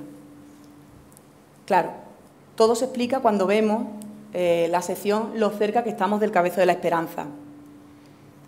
Y cuando superponemos uno de los planos más antiguos con todos los cabezos que teníamos en la época, con el plano de los solares afectados por esa crisis del VI, se ve la cercanía que tenían con respecto a ese cabezo, ¿no? Y es que esta imagen es muy ilustrativa de cómo en Huelva estamos relativamente acostumbrados a convivir con el agua. A una época de marea viva con tormenta fuerte se inunda toda la parte baja de la ciudad. Pero de lo que no se recupera Huelva es precisamente de un derrumbe de sus cabezos, porque un derrumbe de 2 metros de potencia de sedimento encima de unas estructuras portuarias es difícilmente remontable y recuperable. Por tanto, sospechamos que hubo un derrumbe de los cabezos, que lo pudo provocar un terremoto que en otra zona generó un maremoto, no lo sabemos, pero que en el caso de Huelva se lo debemos casi en exclusiva al desprendimiento de los cabezos.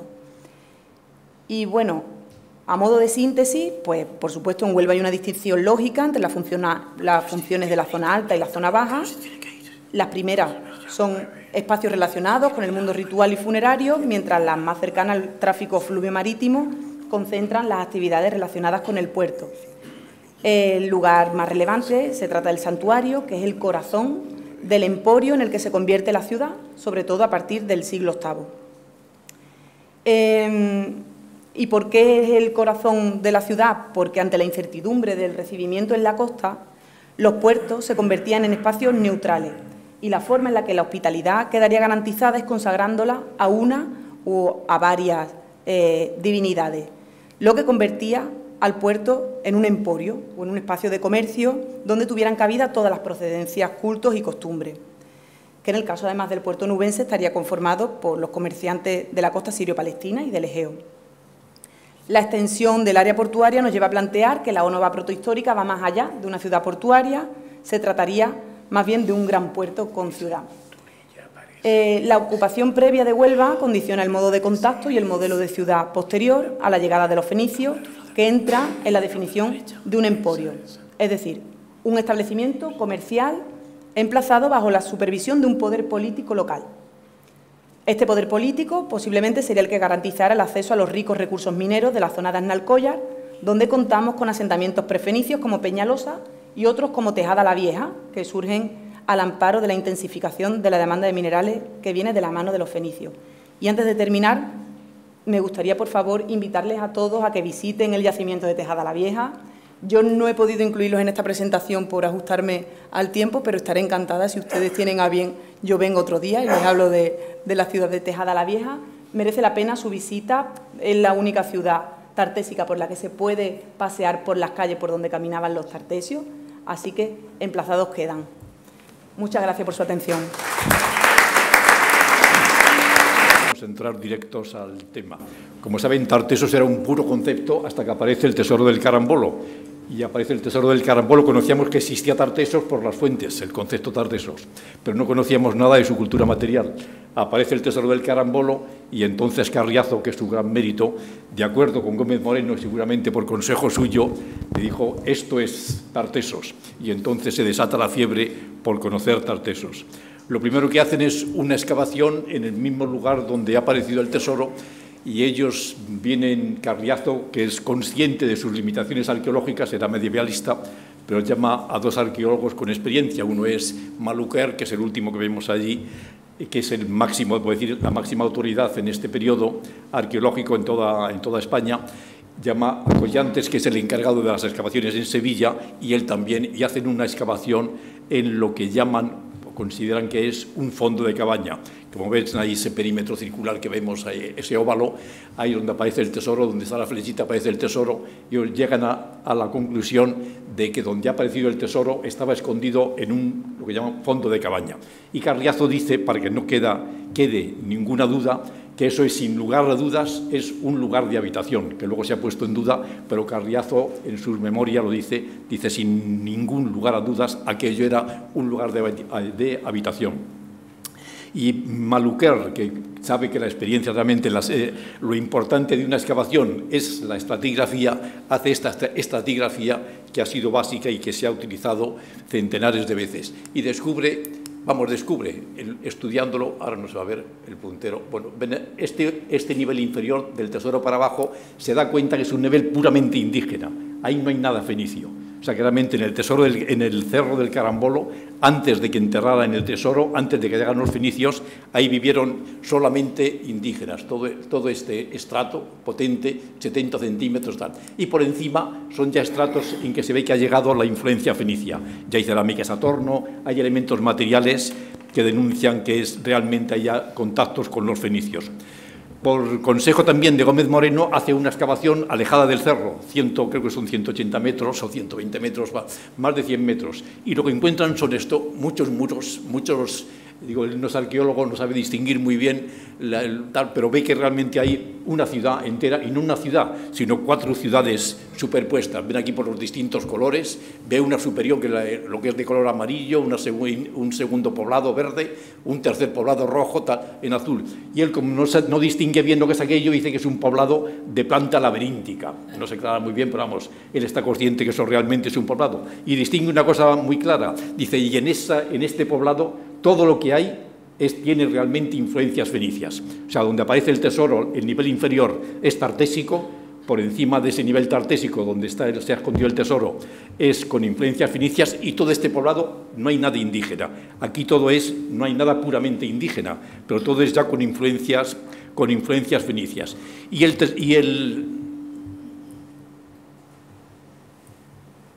Se ha estropeado el sistema. No pasa la diapositiva, y él entonces se imagina, basado en textos bíblicos,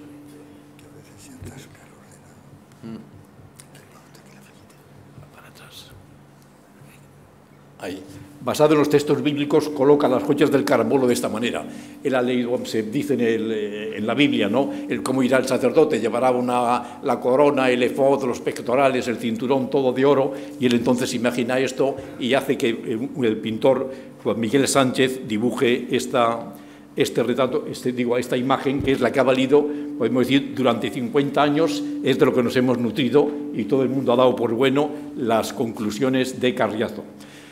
A principios de los años 2000, el año 2002, entre 2002 y 2005, se va a construir un hotel en el Cerro del Carambolo, de manera un poco extraña, pero vamos, dan permiso para construir un hotel, pero antes se impone el hacer excavaciones arqueológicas. Los nuevos arqueólogos hacen una excavación más cerca, entre la cabaña y el poblado que había excavado Carriazo, y descubren prácticamente lo mismo que había descubierto Carriazo, muchos muros. Por todas partes ven de esta estructura. No se fía, aunque vale muy bien, esa especie son estructuras, parece que son de época napoleónica, son modernas. Lo que vale es todo lo que hay por debajo. Esto otro son estructuras modernas. Pero prácticamente encuentran lo mismo que ha encontrado Carriazo, pero de todo ello, curiosamente, los arqueólogos segregan una serie de edificaciones entre todo este tinglao, segregan estas y dicen que todo ello es un gran santuario. Y entonces, como tal, se publica, dan un poco sus razones, que ahora vamos a ver brevemente, y se conoce ya y se enseña en la universidad y se publican los libros, y en la mayor parte de los museos se sigue llamando como el gran santuario del Carambolo. Es decir, se da por bueno. ¿Qué es lo que encuentran? Pues realmente en este poblado grande, ven estas tres no se ve el puntero, vamos, lo que pone A14, A13, A12, pues ellos quitan el muro este intermedio donde está la flecha. Buscando ese segundo poblado estratigráficamente que habían encontrado en su tiempo Carriazo, deciden eliminar este muro intermedio y de repente pues se encuentran ahí un hogar justo debajo del muro, por aquí iría el muro, y se encuentran este hogar, pero que curiosamente tiene forma de piel de toro, lo que convencionalmente en los jeroglíficos egipcios y demás se conoce y se identifica como una piel de toro. Y entonces empiezan a hacer deducciones. Dice, si hay un hogar, está en el centro, tiene forma de piel de toro, y el piel de toro es un animal sagrado, lo que encontramos no es un hogar, es un altar. Y como es un altar que tiene forma de piel de toro, pues puede ser un hogar sagrado. Entonces lo identifican como si fuese la piel de Dios. Sí, un altar, ese altar hogar, lo identifican como una piel de Dios. Y entonces empiezan a sacar deducciones. Dice, y no solamente es que esto esté en época tartésica, esa piel de Dios en esas edificaciones, sino que eso tiene mucha trascendencia, porque una piel de Dios es lo que tiene este Dios que se le conocía normalmente, esta imagen como un idolillo que está sentado sobre eso, que se decía el dios del lingote, porque eso era como un lingote de metal, y pues es el dios ya del altar, es Dios, el dios Baal sobre su propio altar. Y no solo eso, sino que estas cerámicas que tienen esas protuberancias en la boca también tienen forma de piel de toro. Y esta bandeja que es tartésica, dice, pues se dan cuenta que realmente tiene forma de piel de toro. Y no solo eso, sino que eso tiene trascendencia incluso en el cristianismo y en el Pantocrator medieval, se dan cuenta, dice, esto sería el hogar, pero lo que tiene está sobre una piel de toro. O sea que hacen llegar esa piel de toro que aparece en ese hogar, lo hacen llegar hasta época cristiana. No solo eso, hay todavía más indicaciones. Se dan cuenta que hasta llegar a ese hogar, a esa edificación, a ese santuario, hay un pavimento de conchas. La concha como imagen o símbolo de una diosa femenina. Se dice que la diosa Venus, puede ser la diosa Astarte. Dice, una razón más para identificar aquello con un santuario. Pero no solo eso, es que allí en el cerro ha aparecido la diosa Astarte, la imagen de la diosa Astarte que está en el museo, que tiene una oración que parecería una oración a la Virgen María al pie en el pedestal. Y todos son razones que mueven a pensar que realmente allí, en el Cerro del Carambolo, tuvo que haber un gran santuario. Y todavía ven más, dices que el collar del Carambolo, el collar del Carambolo tiene 7 sellos, y el 7 es como un número emblemático, es el símbolo de totalidad y perfección. No es cualquier cosa, no es una casualidad que tenga 7 sellos. Y entonces deciden, las joyas del carambolo no pueden ser solamente para el sacerdote, tienen que ser también para el buey que va a ser sacrificado, para el buey sagrado. Y entonces dice, se ha abierto la caja dicen ellos los arqueólogos, se ha abierto la caja de las sorpresas. El tesoro dejaba ser lujoso tiendo de un monarca para convertirse en ropaje sagrado de unos bóvidos, y le colocan al buey lo que Carriazo había considerado que eran pectorales, ellos lo colocan aquí, y dicen, no son pectorales, son frontiles. Hay un arqueólogo que llega a decir incluso, son unos frontiles que purificarían los pensamientos del animal. Como ven, los arqueólogos no se quedan, cuando empiezan a imaginarse cosas, se van arriba y se ponen ya hasta tratar de identificar los pensamientos del animal. Y entonces colocan los pectorales antiguos, los colocan al tal, y las placas que Carriazo había colocado como una corona ahí, y como un cinturón, porque lo dicen los textos bíblicos, de cómo tendrán que ir vestidos los sacerdotes, dicen, no, eso es lo que decoraban las dorsuales, una palabra latina que llevaban los bueyes que iban al sacrificio, así que hacen una pura transformación. Conclusión, lo que dijo Carriazo no vale para nada. Borrón y cuenta nueva, dicen literalmente, hay que partir de cero, tenemos que hacer una nueva teoría. Y entonces la teoría es... la teoría es la que vamos a ver después, ahora vamos a analizar, pero esto se da publicidad, no solo tal, sino lo primero que hace es mandarlo a la prensa. Dice, el tesoro cambia de bando, dice un periódico, no sé cuál es El Mundo, nada menos, dice tal, dice, las últimas investigaciones ratifican lo que algunos autores venían anunciando desde hacía tiempo, una especie, ahora que estamos en la Navidad, una especie de anunciación, ahí tiene que haber un santuario, lo habían encontrado. Dice, los arqueólogos, dice otro periódico, ¿cuál es? Los arqueólogos certifican el origen fenicio del carambolo y desechan su pasado tartésico. Se trata de un hallazgo histórico, algo revolucionario, y colocan en la prensa realmente a toda página imaginar cómo irían, lo que hemos visto antes, ¿no?, cómo irían las joyas colocadas en el buey. Voy un poco deprisa porque andamos tarde y el señor presidente tiene que irse, prometo acabar a la hora prometida.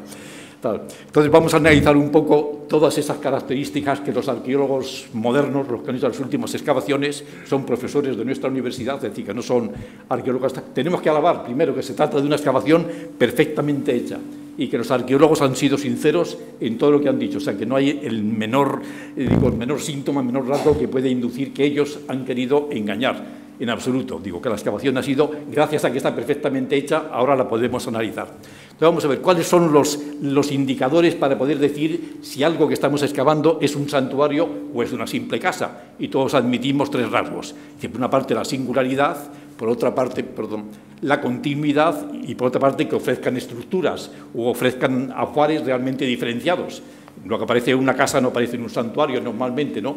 Pues con estos tres rasgos universalmente admitidos, vamos a ver si realmente lo que han encontrado los arqueólogos puede ser un santuario o se trata simplemente de una casa. Un santuario podría ser esto, ¿no?, que hemos visto en la prensa, Canchorruano. Hay todo un palacio con todas sus estructuras, allí tiene su hogar o altar, ahí arriba, bueno, eso sí, ven ahí, por ahí arriba, en el centro, un hogar. Lo que aparece estos días mucho en la prensa, ¿no?, las casas del Turnuelo, que tiene realmente unos ajuares, vamos a decir, un poco para comparar, ¿no? Dice, esto han visto lo anterior, esas edificaciones únicas, y esto es lo que encontramos en el Carambolo. Allí primero a una distancia a 35 metros al lado de la cabaña y el otro a 120 metros. Hay que pensar que entre los 35 y los 120 metros pues seguiría siendo poblado porque no va a haber ahí una solución de continuidad. Algún rasgo más que nos indican que estas construcciones eran casas es que cuando se acaba la excavación realmente ven que delante de cada casa, ven ahí, hay unos hornos.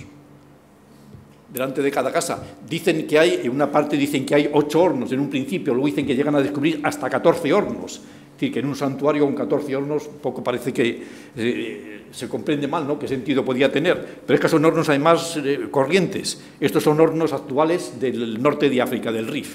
Pero es que en la Sierra de Gredos, que también estamos excavando allí un yacimiento, todavía los cabreros de la Sierra de Gredos utilizan este mismo tipo de hornos. Esta forma que dice aquí de piel de toro era una forma muy bien conocida, pero dicen ellos, y aquí digo, por eso se descubren, dicen ellos, dice solo, si ven arriba la primera palabra, solo la aparición del altar en forma de piel de toro persuadió a los arqueólogos de encontrarse ante un...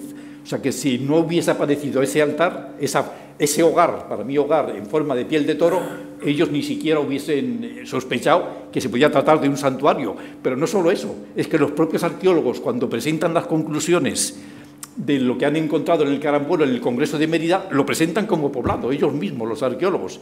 Y luego dicen, la segunda parte del texto, dice la conversión a la causa se produce después, cuando los, podemos decir, exégetas de la excavación, podemos decir un poco los consejeros, le dicen, hombre, lo que habéis encontrado vosotros es un santuario por todos estos motivos. Ellos, una especie de caída de caballo de Damasco, dice la conversión a la causa se produjo entre el Congreso de Mérida y la publicación de las actas. Es decir, que ellos en el Congreso lo publican, lo van a conocer como poblado, pero cuando publican las actas ya se han dado cuenta que realmente es un santuario. Y realmente digo, no tiene esto la identificación con la forma de piel de toro, es que eran formas muy conocidas. Estos son lingotes de la Edad del Bronce, que aparecen con mucha frecuencia en los pecios. Ven aquí que hay tres, ¿no?, 3 de estos en un barco hundido, porque era una forma corriente que se llamaba en forma de keftiu, que es la palabra que utilizaban los egipcios para su pañuelo, y tiene la forma de los pañuelos egipcios, y se llamaba incluso a las gentes del keftiu, pero que es una forma además muy conocida en la península. Esto es lo de la tumba de la dama de Baza es. Y entonces, la tumba de sí. Ven aquí que tiene forma de piel de toro también. Este es el monumento, es Pozomoro, el monumento de Pozomoro de Jaén. Pero es que esto que es celta, ven que aquí en el escudo, este escudo celta, también tiene forma de piel de toro. Y esto que es romano, también tiene forma de piel de toro. Es decir, que es una forma muy corriente, que no hay por qué identificarla solamente y darle ese valor sagrado que dan ellos. Pero hay más todavía, es que casi simultáneamente con las excavaciones que se están haciendo en el Carambolo, están excavando en Coria del Río, y en Coria del Río aparece también un hogar en forma de piel de toro, y ellos lo identifican, dice, si hay un altar, en forma de piel de toro, es que también en Coria es un santuario, pero es muy curioso, porque dice se construyó hasta en 5 ocasiones a lo largo del siglo VIII. El primer edificio se orientó al este, como todos tal. Dice, posteriormente, veo tan mal con gafas o sin gafas, dice, posteriormente cambia, se perdieron en parte esta orientación. Dice, en un momento determinado se pierde y se piensa que el santuario se ha trasladado de lugar. Decíamos que una de las características era la continuidad. Aquí no, aquí se traslada el santuario de lugar porque el santuario porque el altar desaparece. Pero eso no importa, hay que seguirlo considerando como un lugar. El color rojo, que era también como un color sagrado, dice, se da cuenta que se extiende por todas partes. Está por todas partes. No parece tratarse, por tanto, de un edificio exento, ni tampoco se respeta la orientación, ni el color rojo es específico, ni hay ajuares determinantes, ni perdura a lo largo del tiempo. Pero se sigue considerando y se sigue hablando de él todavía en los libros como realmente el santuario de Coria del Río. Hay más. En Casas del Turuñuelo aparece, en ese palacio que hemos visto inicialmente, que veíamos que podía ser realmente un santuario, es un gran edificio exento, encuentran 3 hogares de este tipo y los propios arqueólogos dicen dice, hemos encontrado 3 de tal, dice, pero por los restos que aparecen alrededor de los hogares, cenizas y conchas hallados que parecen marcar una funcionalidad más de hogar que de altar. Es decir, que en eso que parece un santuario, que tiene incluso un altar, un hogar en forma de piel de toro, los restos que encuentran, los arqueólogos dicen, por los restos que encontramos aquí, esto no es un santuario, estos son realmente restos procedentes de un ajuar doméstico. Entonces estamos excavando desde hace mucho tiempo un poblado en la Sierra de Gredos. Y en todas las casas, estos son realmente, es una casa como una casa modelo, pero si se fijan todas las casas en el centro, como el lugar tal, todas tienen un hogar, ¿ve? Todas tienen un hogar, todas tienen un hogar para el tal. Es decir, que el hogar, todavía hasta nuestros tiempos, cuando se quiere hablar, hasta la época reciente, se dice como de casas, tantos hogares, un hogar, y hay tantos hogares, ¿no? Cuando se habla, es decir, que el hogar ha sido siempre como elemento aglutinante de la familia, se distinguía el número de familias porque la gente se reúne normalmente alrededor del altar. Lo que ha aparecido en el carambolo, digo, ese tal hogar que ellos dicen altar, para mí no deja de ser más que una casa con su hogar correspondiente, como hay en la mayor parte de los poblados. Las conchas, Carriazo ya encontró conchas en el fondo de cabaña, incluso inicial, en el que decíamos que era indígena, ya encontró cosas. Dice él, hemos encontrado cuidadosamente pavimentos de conchas cuidadosamente colocadas, se habían encontrado en el fondo de cabaña y se volvieron a encontrar en el poblado bajo, pero Carriazo no le dio mayor importancia. Ellos dicen, sí, modernamente en las últimas excavaciones, dice, como esto son conchas, las conchas son imagen de la diosa Venus, tienen que llegar normalmente hasta el santuario. Aquí son los lugares donde aparecieron las conchas que dice Carriazo. Es que aparecen en Doña Blanca, que ahora nos decía Clara que se ha ido. En el poblado de Doña Blanca también aparecen, ven ahí, en la reconstrucción, ahí eso es un pavimento de conchas también, que es como de entrada a la casa, lo cual las conchas no se dirigen a un santuario solamente, las conchas se ponen como un pavimento corriente. En cuanto a ajuares diferenciados, podríamos considerar ajuares diferenciados lo que aparece en el Turuñuelo, ¿no? Con toda esta serie, aquí ven, de caballos, no se sabe si sacrificados o qué, pero realmente algo que llama la atención. Esto no aparece en una casa corriente, esto o es un santuario o algo similar. Es curioso porque la gente que excavó tanto Canchorroano como en Casas del Turuñuelo, en un principio dijeron que era un palacio, luego ya empezó a rumorearse lo de santuario y llegaron a llamarlo el Palacio Santuario de Canchorroano. Las dos cosas, ¿no? Y realmente podría ser un santuario. Esto que nos dice Clara, el lugar no solo el lugar donde se da devoción y se invoca a Dios, sino también como elemento transaccional, donde se hacen negocios, donde se reciben extranjeros, es decir, un lugar un poco especial.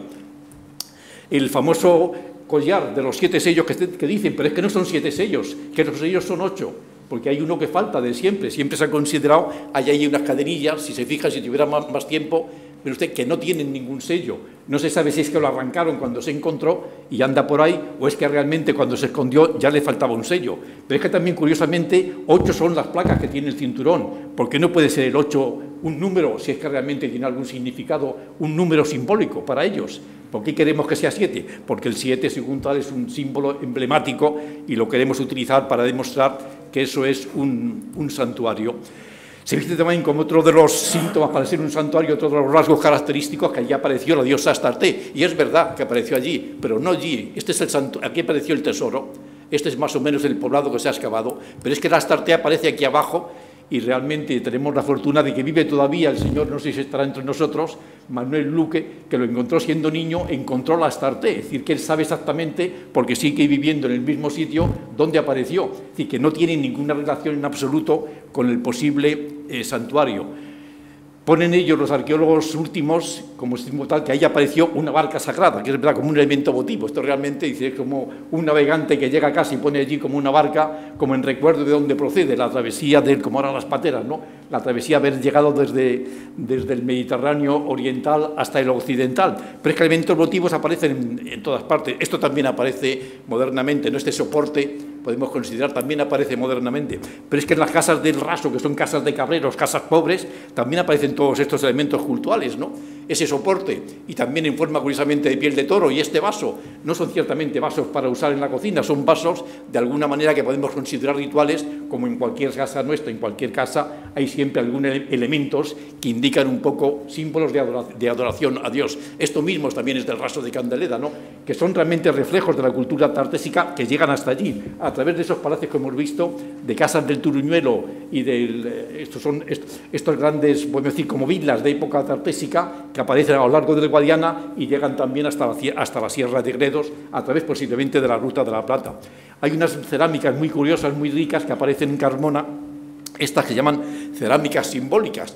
Esta es especialmente rica, porque es una flor de loto, ven aquí, tiene una flor de loto, a ver, en forma de capullo, una flor de loto abierta, y una flor de loto ya marchita, es decir, que es como un símbolo de la vida del hombre. Dice, pues realmente esto podría estar en un santuario, pero es que de estas cerámicas simbólicas en el carambolo no aparece ni un solo fragmento.